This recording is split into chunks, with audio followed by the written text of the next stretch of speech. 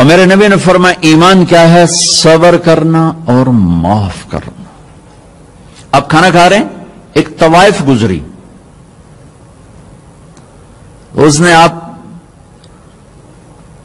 پر طنز کیا، کیسا نبی ہے جو اکیلے اکیلے روٹی کھاتا ہے، کسی کو پوچھتا ہی نہیں۔ آپ نے کہا آؤ بیٹھو تم بھی کھا لو، سامنے بٹھا لیا۔ وہ تو آپ کو خالی ٹانٹنگ کر رہی تھی، تو اس نے آپ کو مزید چڑھانے کے لیے کہا میں ایسے نہیں کھاؤں گی، جو تیرے منہ میں ہے نا وہ نکال کے مجھے کھلا۔ اس کے خیال تک اب یہ کہیں گے تم 2 لتر مارو تو باہر کٹو، کہ یہ کہہ رہی میرے منہ کا کھلا۔ اور ہونا بھی یہی چاہیے کہ یہ کیسی بدتمیز عورت ہے، کہہ رہی جو تیرے منہ میں وہ مجھے نکال کے کھلا۔ پر میں اپنے نبی کے اخلاق پہ قربان جاؤں۔ آپ نے کہا میں حاضر ہوں۔ وہ جو نوالا منہ میں تھا وہی آپ نے نکالا اور اپنے ہاتھوں سے اس کے منہ میں ڈال دیا۔ اور نبی کا لعاب جب کسی کے منہ میں جائے گا تو تکی کرے گا، پھر جو اللہ کے نبی کا لقمہ اس کے اندر گیا، اس نے ساتھ ہی کلمہ پڑھ لیا اور مکے کی سب سے حیا والی خواتین میں اس کا شمار ہونے لگا۔ یہ میرے نبی کی زندگی ہے، معاف کرنا، درگزر کرنا۔ عبداللہ بن ابی جو منافقین کا سردار تھا، جس نے سب سے زیادہ میرے نبی کو تکلیف پہنچائی، اللہ کے نبی پانی پی رہے تھے، ان کے بیٹے نے کہا یا رسول اللہ تھوڑا پانی بچا دیں۔ ان کا بیٹے پکے مسلمان تھے۔ کیا کرو گے؟ کہا میرا باپ شاید پی کے مسلمان ہو جائے۔ ہمیں کہا لو، وہ گلاس لے کر آئے، ابا یہ پانی پی لو۔ کیا ہے؟ کہ اللہ کے نبی کا بچا ہوا پانی ہے، پی لے شاید تیرے اندر ایمان آ جائے۔ کہنے لگا جاؤ وہاں سے کسی کا پیشاب لے آؤ، میں وہ پی لوں گا، یہ نہیں پیوں گا۔ ہاں تو ان کو اتنا غصہ آیا، واپس آیا یا رسول اللہ یہ پکا منافق ہے، بدبخت، مجھے اجازت دے میں اس کی گردن اڑاتا ہوں۔ آپ نے کہا تیرا باپ ہے، جاؤ اس کی خدمت کر۔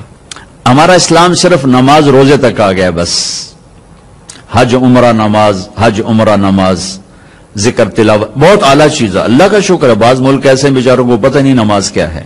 نماز تو ہمارے دین کی بنیادی عبادت ہے۔ من ہدمہا فقد ہدم الدین، جس نے نماز کو چھوڑا اس نے پورے دین کو تباہ و برباد کر دیا۔ من اقامہا فقد اقام الدین، جس نے نماز کو قائم کیا اس نے پورے دین کو قائم کیا۔ پہلا سوال تھا اسلام کیا ہے؟ اطعام الطعام وطیب الکلام، میٹھا بول۔ ایمان کیا ہے؟ معاف کرنا اور صبر۔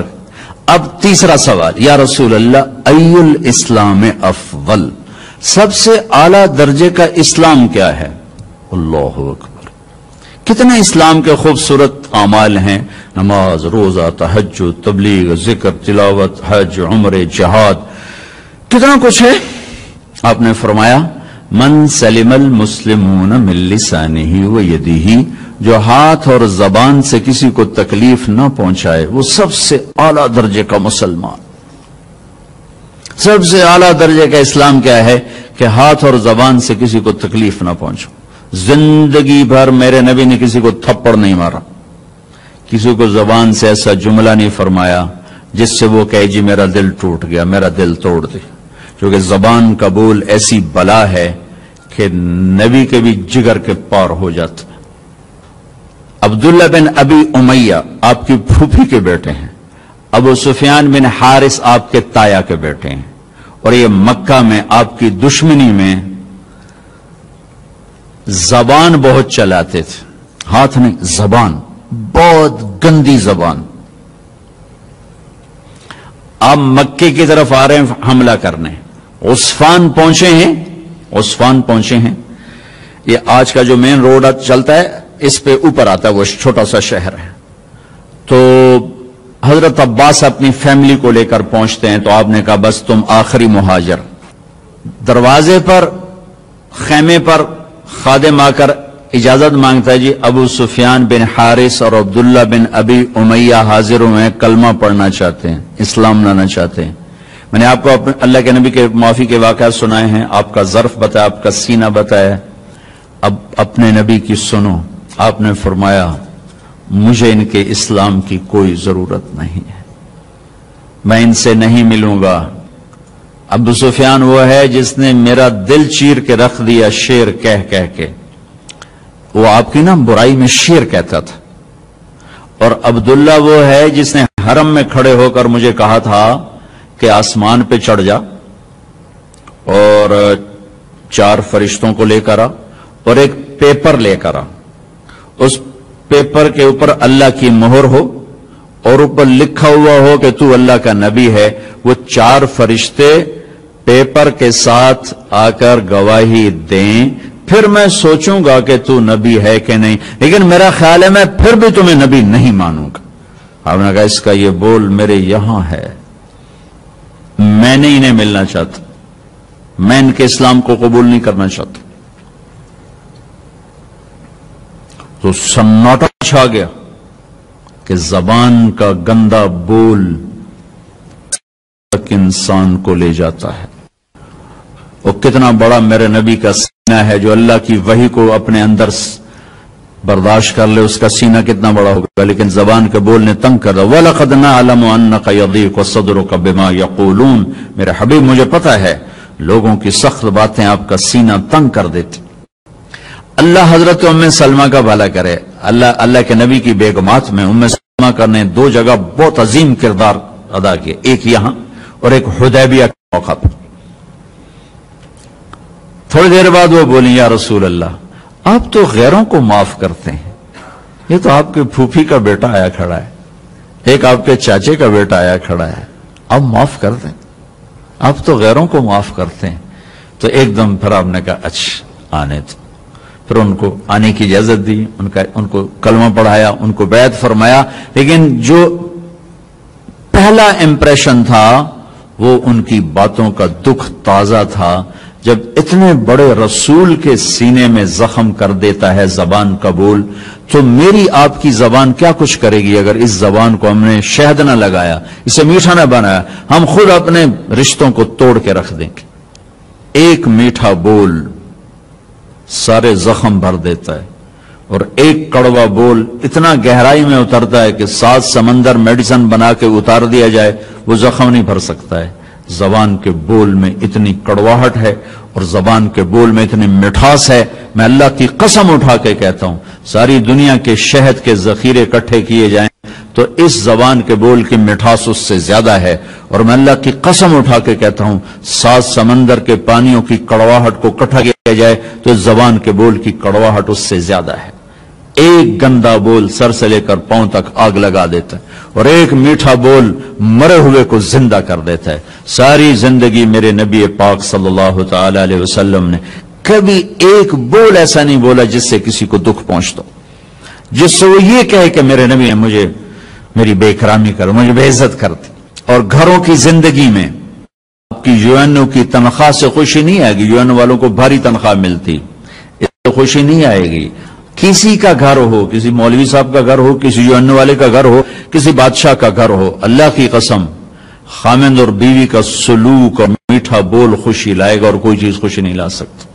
شکل صورت بھی کچھ عرصہ چلتی ہے, پھر اس کی کشش بھی ختم ہو جاتی ہے, جوانی ڈھل جاتی ہے, زندگی مختلف ادوار سے گزرتی ہے.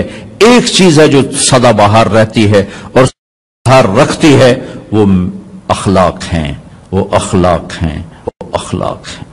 وہ آپ کا درگزر کرنا, آپ کا میٹھا بول بولنا, آپ کا محبت بھرا بول بولنا, آپ کا خطا سے درگزر کرنا, پکڑ دھکڑ تانے, پوری زندگی برباد ہو جاتی. ساری زندگی میرے نبی نے کسی کو تانا نہیں دیا, ساری زندگی طنز نہیں کیا, کہ یہ دلوں کو چیر دینے والی چیز. گھروں میں خوشیاں دیکھنی ہیں, کے ساتھ خوشیاں دیکھنی ہیں, زبان کا بول میٹھا فرما لیں. پھر رمضان میں جو سارا اخلاق کہتا رہا, اور رمضان میں اللہ نے غریب کو کیسے ایڈ کیا, میرے نبی نے غریب کو کیسے ایڈ کیا ہے کہ ان سب کے روزے باندھ کے رکھ دو, ایک روز میرے پاس نہیں آئے گا جب تک اس کی زکوٰۃ نہیں ادا کریں گے, اور غریب عید میں شامل نہیں کریں گے. سبحان اللہ, کیا خوبصورت دین ہے میرا. غریب کا حصہ رکھو گے تو آپ تمہارا روزہ اوپر جائے. میرے نبی روزے یہاں کھڑے ہو جاتے, روزے یہاں کھڑے ہو جاتے, اوپر نہیں جاتے جب تک روزے کی زکوٰۃ کر دی جائے. یہ بھی اسی سے متعلق موضوع جو آپ کے پیچھے لکھا پڑا ہے. غریبوں کو شامل کرو اپنی خوشیوں میں کہ ان کے گھروں میں دے کر کہ وہ بھی خوشی سے کھا سکیں، کپڑے بنا سکیں۔ جو ہمارے ہاں بتایا جاتا ہے روزے کی زکات کے لحاظ سے، اس سے تو روٹی نہیں پوری ہوتی، تو کپڑے کہاں سے آئیں گے؟ کہ پوری سیرت کو نہیں جانتے۔ میں آپ کو اپنے نبی کی زکات بتاتا ہوں کہ نبی کس چیز کی زکات دیتے۔ میرے نبی کشمش دیا کرتے تھے، کشمش۔ اب آپ ایک دفعہ مجھے ایک میسج آیا کہ کشمش ہے 3 کلو اور گندم ہے 2 کلو، 2 کلو تقریباً کوئی 150 پونے 200 روپے بنتا ہے، اور کشمش کا 3 کلو 1000 سم تھنگ بنتا ہے۔ ایک گھر میں 4 افراد ہیں، اگر ایک خامد ایک بیٹا ایک بیٹی، 4 افراد ہیں، کشمش کے لحاظ سے 8000 گیا۔ اس کے کپڑے بھی بن جائیں گے، اس کی سیویاں بھی پک جائیں گی، اس کی عید بھی ہو جائے۔ تو میرے نبی نے روزے کے ساتھ غریبوں کو شریک کیا، اپنی امت کے فقراء کو شریک کیا کہ ان کو بھی خوشی پہنچاؤ کہ اللہ نے تمہیں دیا ہے۔ آپ نے فرمایا واللہ لا یؤمن، واللہ لا یؤمن، واللہ لا یؤمن، اللہ کی قسم ایمان والا نہیں، اللہ کی قسم ایمان، اللہ کی قسم ایمان والا نہیں۔ کون یا رسول اللہ؟ کہ جس کا پڑوسی اس سے تنگ ہو وہ ایمان والا نہیں، جس کا پڑوسی اس سے تنگ ہو وہ ایمان والا ہے۔ پھر ہم نے کہا اللہ لا یؤمن، اللہ کی قسم ایمان والا نہیں، کہ جو پیٹ بھر کے کھائے اور اسی بھوکا سوئے وہ ایمان والا نہیں ہے۔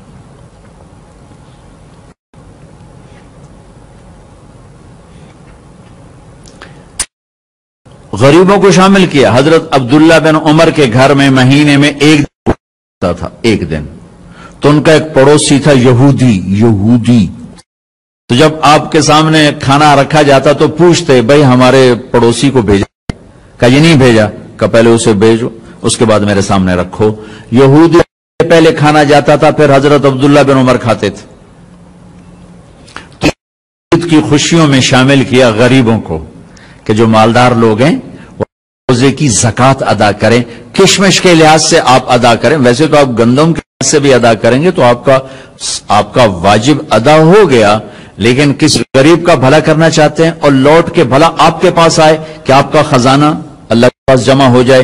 امام زین العابدین کی خدمت میں جب کوئی سائل آتا تو آپ کہتے واہ اللہ تیرا شکر ہے، تو نے میرے پاس سواری بھیجی جو میرا سامان اٹھا کے میرے آخرت کے گھر میں پہنچا دے گی۔ کیا عجیب تعبیر ہے، اللہ تیرا شکر ہے تو نے میرے پاس سواری بھیج دی جو میرا سامان اٹھا کے آخرت کے گھر میں بھیج دے گی۔ سائل آپ کی آخرت کی سواری، تو اب سخی بن کے دیں، بخیل بن کے نہ دیں،